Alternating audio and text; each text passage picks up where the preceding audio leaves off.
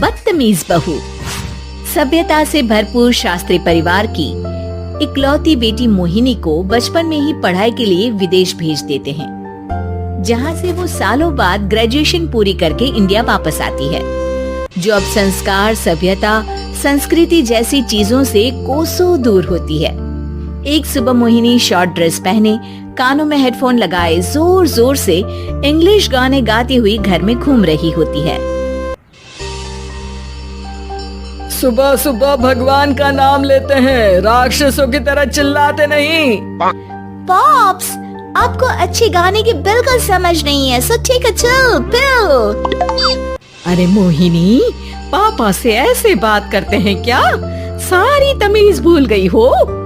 Oh mom please, इतनी बड़ी भी कोई बात नहीं हुई, सो डोंट ओवररिएक्ट। ऐसे ही दिन बीतते हैं जिसमें मोहिनी के तौर तरीके, रहने और बात करने का ढंग उसकी मम्मी पापा को परेशान करने लगता है। भला कोई मानेगा कि ये मेरी बेटी है? रीति रिवाज और संस्कारों से तो इसका दूर दूर तक कोई नाता नहीं, और अब तो लगता भी नहीं कि कभी होगा। अरे ऐसे कैसे नहीं होगा? लड़कियां सारे नखरे अपने माँ बाप को ही दिखाती है। ससुराल जाकर उन्हें सब कुछ करना भी पड़ता है और मानना भी। पत्नी की बात शास्त्री जी समझ जाते हैं और कुछ ही दिनों में अपने से भी ज्यादा धार्मिक परिवार में निखिल के साथ मोहिनी का रिश्ता पक्का कर देते हैं। रिश्ता तो पक्का कर दिया, पर यहाँ मोहिनी को कैसे मनाएंगे? शादी ब्याह के मामले में आटे में नमक जितना झूठ तो चलता है जी। इसी तरह एक के बाद एक तिकड़म लगाते हुए दोनों मिलकर मोहिनी को शादी के लिए तैयार कर लेते हैं और मोहिनी निखिल की शादी हो जाती है, जिसके अगले दिन से ही मोहिनी दोबारा अपने पूरे अवतार में शॉर्ट ड्रेस पहनकर घर में घूमने लगती है। बहू को ऐसे देख सास की आंखें फटी की फटी रह जाती हैं। अरे ये क्या बेशर्मी है, हमारे घर की लड़कियां जींस तक नहीं पहनती और तुम बहू होकर इतने छोटे कपड़े पहनकर पूरे घर में घूम रही हो। सीरियसली मॉम, प्लीज आप अपनी इस 80 के दशक वाली सोच में मुझे इंक्लूड मत करो।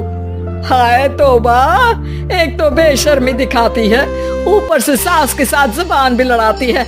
अरे जल्दी कपड़े बदल कर आ, घर की पहली आरती तुम्हें ही करनी है। इतनी देर में निखिल भी वहाँ आ जाता है। माँ, पापा आने वाले हैं, पूजा का सारा सामान तैयार है ना? ये पूजा हमेशा मेरे बॉयफ्रेंड्स के पीछे पड़ी रहती थी और अब हस्बैंड के पीछे भी आ गई। मोहिनी की बातें सुन सास तो अपना सिर पकड़ लेती है, लेकिन निखिल किसी न किसी तरह उसे पूजा के लिए कन्विंस करके कपड़े चेंज करने के लिए भेज देता है, जिस पर पूजा खत्म होने के बाद वो एक बार फिर अपनी शॉर्ट ड्रेस में आ जाती है। बहू, ये क्या तरीका है? संस्कार नाम की कोई चीज है या नहीं? नहीं ससुर जी, संस्कार मेरा दूसरा बॉयफ्रेंड था, अब तो मेरा उससे कोई कांटेक्ट नहीं है। मोहिनी का जवाब सुन के ससुर तो भगवान नाम जपते वहाँ से चले जाते हैं, लेकिन सास बहू के बीच कहासुनी फिर शुरू हो जाती है, जिसे इग्नोर करते हुए मोहिनी घर से बाहर चली जाती है और देर रात घर वापस आती है। मोहिनी, मैं जानता हूँ कि तुम विदेश में रही हो और तुम्हें वहीं की आदत है, पर यहाँ चीजें कुछ अलग है। अगर तुम उस हिसाब से कुछ एडजस्ट कर लो तो सबके लिए सही हो जाएगा। I am not in a lecture mood. Good night. अगली सुबह मोहिनी देर से उठकर एक बार फिर उसी तरह सबके सामने आती है, जिस पर उसकी सास कुछ बोले उससे पहले ही मोहिनी की दोस्त मोनिका और रेचल वहाँ आ जाती हैं। Oh hi darling, how are you? OMG, we missed you so much. I missed you too darling.